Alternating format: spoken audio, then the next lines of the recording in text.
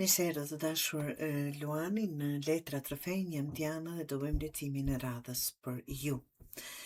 Të dashur Luan, kjo javë fillon me një shtys të fortë për të bërë diçka ndryshe. Letrat kërkojnë të mos veprosh vetëm nga entuziazmi, por të mendosh se ku po të çon ai hap që do ta bësh. Faqe e shkopive, kjo letër flet për një lajm, një ide, një ftesë ose një mundësi që zgjon kurreshtjen tënde. Mund të vi një ofertë pune, një njohje e re ose një projekt që të bën të thuash, këtë dua ta provoj. Është një letër e fillimeve, por edhe e papërvojës, ta them kështu. Entuziazmi është i mirë, por nuk mjafton. Pra se të thuash po, pyet veten nëse kjo mundësi ka të ardhme apo është thjesht emocion i momentit. Sepse më pas delet 8 të kupës dhe ajo ndryshon drejtimin e leximit.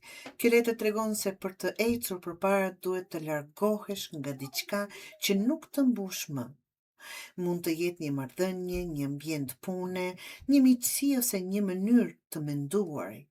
Nuk po largohesh sepse je dorëzuar, por largohesh sepse kupton se nuk ka më çfarë të jap këtu apo nuk kam çfarë të marr këtu. Ndonjëherë hapi më i zgjuar të dashur Luan nuk është të luftosh më fort, por të pranosh se betejë ka mbaruar dhe se nuk e vlen. Pasi krijon këtë hapësirë del perandori të dashur Luan dhe kjo letër të kërkon të marrësh kontrollin. Nuk është javë për të pritur që të tjerë të vendosin për ty. Nëse ke lënë dikë të drejtoj jetën tënde, financat apo vendimet e tua, tani është koha të vendosësh rregulla të qarta. Disiplina do të vlej më shumë se emocionet.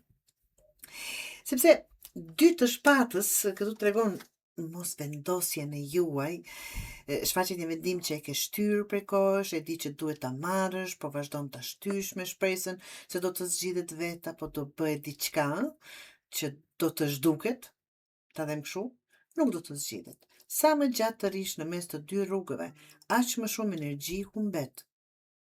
Luani, vendimi mund të mos jetë i lehtë, por pa të apo pa e marrë këtë vendim, nuk ka lëvizje. 10 të shkopive. Dhe kjo letër tregon pse je lodhur. Ke marrë mbi supe më shumë përgjegjësi se sa të takojnë, mund të jetë në familje, në punë ose me njerëz që janë mësuar t'u zgjidhësh problemet.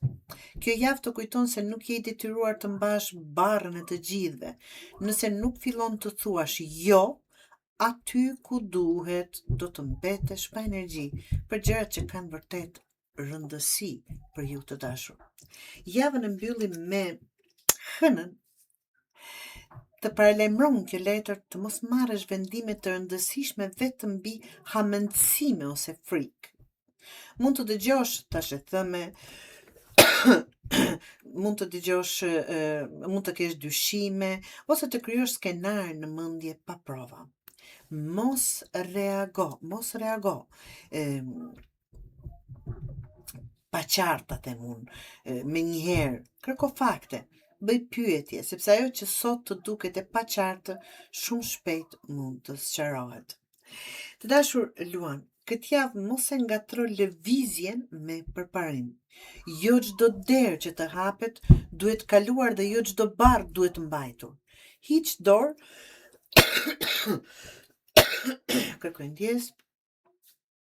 Hiq dorë nga ajo që nuk të çon më askund.